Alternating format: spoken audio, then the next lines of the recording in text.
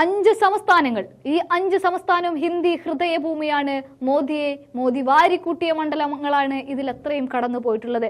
ഇവിടെ BJP വട്ടപൂജ്യമാവുന്ന കാഴ്ചയാണ് കാണാൻ സാധിക്കുന്നത്. അവിടെയോ തൂത്തുവാരുന്നത് ഇന്ത്യ മുന്നണിയുമാണ്. നമ്മളൊക്കെ പറഞ്ഞു ഇന്ത്യ മുന്നണി ഈ 28 പാർട്ടികളുമായി ഒന്നു ചേർന്നുകൊണ്ട് ഒന്നും നടക്കാൻ പോകുന്നില്ല എന്ന് പറഞ്ഞെടുത്ത് 300 കടക്കാൻ ആർക്ക് പറ്റിയിട്ടില്ല?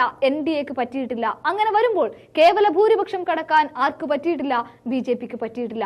ഇനി സഖ്യകക്ഷികളുടെ കാല് പിടിച്ചെങ്കിൽ വേണമെങ്കിൽ ഒന്ന് അധികാരത്തിലേറാമെന്ന് പറയുമ്പോഴും ഇന്ത്യ മുന്നണി ശക്തി പ്രാപിക്കുന്നുണ്ട്. ഒപ്പം കൂട്ടാനായി മറ്റു പാർട്ടികൾ അവിടെ വേറെയുമുണ്ട്. ഇനി പറയാനുള്ളത് എല്ലാ കണക്കുകളും, എല്ലാ എക്സിറ്റ് പോളുകളും, 8 എക്സിറ്റ് പോളുകൾ അടക്കം നമ്മൾ എല്ലാം കാറ്റിൽ പറക്കുകയാണ്. അതും മോദിയുടെ ഉച്ചിഷ്ടം തിന്നുക കഴിഞ്ഞിട്ടുള്ളവരാണ് ഇന്ന് ഒന്നുമില്ലാതായി തീരുന്നത്.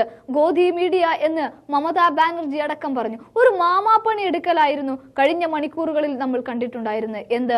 മോദി തൂത്തുവാരും 402, 403 സീറ്റുകൾ വരെ വരും എന്നൊക്കെ പറഞ്ഞു. ഇന്ത്യ ടുഡേ അടക്കം പറഞ്ഞു. അവിടെ ആകെ ഒരു തിരുത്തൽ നടത്തിയത് സി ന്യൂസ് ആണ്. AI വെച്ചിട്ടുള്ള സർവേ പ്രകാരം അവരൊരു തിരുത്തൽ നടത്തി. അതായത് ഇന്ത്യ മുന്നണി തിരിച്ചു വരുന്നു എന്ന രൂപത്തിൽ, മോദി തകർന്നടിയുന്നു എന്ന രൂപത്തിൽ. ഇവിടെ റായ്ബറേലിയിൽ 90,000-ത്തിലേക്ക് കടക്കുകയാണ്. അതും കഴിഞ്ഞു പോവുകയാണ് ആര്?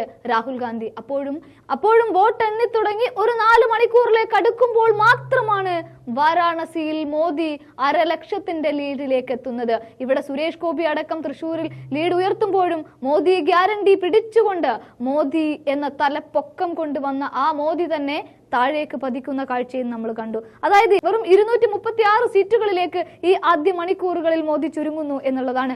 1/3 വോട്ടും എണ്ണിക്കഴിഞ്ഞു എന്നുള്ളതാണ് ഇവിടുത്തെ മറ്റൊരു കാര്യം എന്ന് പറയുന്നത്.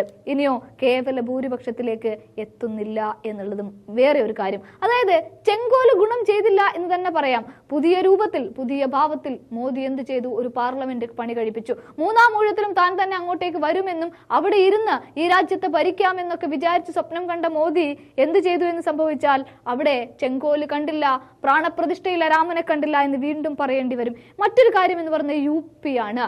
ഹിന്ദി ഹൃദയഭൂമിയിൽ ഏറ്റവും പ്രാധാന്യം അർഹിക്കുന്ന ആര് UP പിടിച്ചുവോ അവർ തന്നെയാണ് അടുത്ത ഭരിക്കുന്ന പാർട്ടി എന്നൊക്കെ പറയുന്നിടത്ത് UP തൂത്തുവാരാൻ പോകുന്നത് മറ്റാരുമല്ലെന്നേ ഇന്ത്യ മുന്നണിയാണ്. അഖിലേഷ് യാദവും രാഹുലും അടങ്ങുന്ന ആ കൂട്ടുകെട്ടുണ്ടല്ലോ, അവരിന്ന് 40-ന് മുകളിലേക്ക് എത്തിയിട്ടുണ്ട്. 40-ന് മുകളിലേക്ക് എത്തിയിട്ടുണ്ട് സീറ്റ് നില എന്ന് പറയുന്നത്. ഇനി ആ ഹൃദയഭൂമി നമ്മൾക്കെടുക്കാം. ഹരിയാന, തമിഴ്നാട്, UP, മഹാരാഷ്ട്ര, വെസ്റ്റ് ബംഗാൾ. മഹാരാഷ്ട്രയിലെ മഹാവികാസ് അഘാടി സഖ്യം ഗുണം ചെയ്യുകയാണ്. അവിടെ താമര ഉണ്ടായിരുന്നു. അവരെന്ത് ചെയ്തു? ഓപ്പറേഷൻ താമര വഴി കോൺഗ്രസിനെ താഴെ ഇറക്കി. അവിടെയാണ് വീണ്ടും എന്ത് സംഭവിക്കുന്നത്? തൂത്തുവാരലിലേക്ക് ആര് കടക്കുന്നത്? ഇന്ത്യ മുന്നണി കടക്കുന്നത്. ഇന്ത്യ മുന്നണി എന്ന് വീണ്ടും നമ്മൾ പറയണം. കാരണം അത് ഈ രാജ്യത്തിന്റെ പേര് കൂടെയാണ് ഇന്ത്യ എന്നുള്ളത്. ഇനി കടപുഴകി വീഴുകയാണ് ആര്? ഹിന്ദി ഹൃദയഭൂമിയിൽ BJP.